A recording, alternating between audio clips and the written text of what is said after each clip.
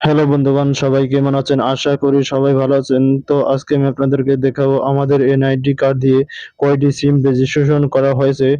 তো আমরা কিভাবে চেক করব সেই প্রসেসটা এখন আমি আপনাদেরকে দেখিয়ে দেবো।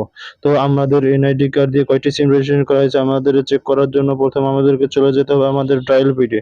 তো আমি চলে গেলাম আমার ডায়াল পেডে। তো আমরা এখানে একটি কোডের মাধ্যমে আমরা আমাদের এনআইডি কার্ড দিয়ে কয়টি সিম রেজিস্ট্রেশন করা হয়েছে চেক করব। তো আমরা ডায়াল করবো স্টার 16001 হ্যাশ। তো এটা ডায়াল করব। তো আমরা ডায়াল করবো কোন সিমে, আমরা যেই সিমে আমাদের এনআইডি কার্ড দিয়ে কেনা হয়েছে তো সেই সিমে কিন্তু ডায়াল করতে হবে।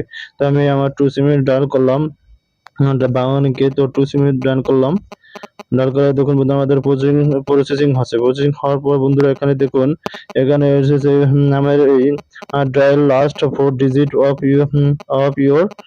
Your NID card process Saint.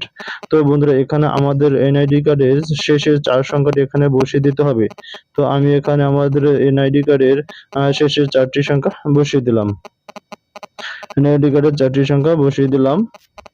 এই যে বসিয়ে দিলাম, তারপর সেন্টে ক্লিক করবো। সেন্টে ক্লিক করলাম। সেন্টে ক্লিক করার পর বন্ধুরা দেখেন your request has been accept. তো দেখুন বন্ধুরা আমাদের মেসেজটা কিন্তু চলে আসছে। এই দেখুন এনআইডি কার্ড এন্ড ডকুমেন্ট। তো দেখুন বন্ধুরা আমাদের এনআইডি কার্ড দিয়ে কয়টি সিম রেজিস্ট্রেশন করা হয়েছে সেটি কিন্তু এখানে চলে আসে। তাই দেখুন বন্ধুরা আমাদের কয়টি সিম রেজিস্ট্রেশন করা হয়েছে এখন আমরা চেক করব।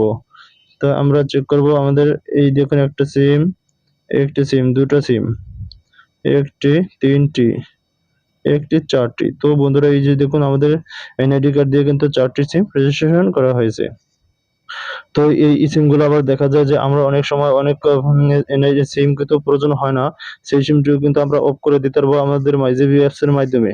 তো এভাবে কিন্তু আমরা আমাদের এনআইডি কার্ডটির সংক্ষেপে দেখতে পারবো, এনআইডি কার্ড দিয়ে দেখতে পারবো যে আমাদের সিম কয়টি রেজিস্ট্রেশন করা হয়েছে। তো ভিডিওটি ভালো লাগলে লাইক, শেয়ার এন্ড কমেন্ট করবেন।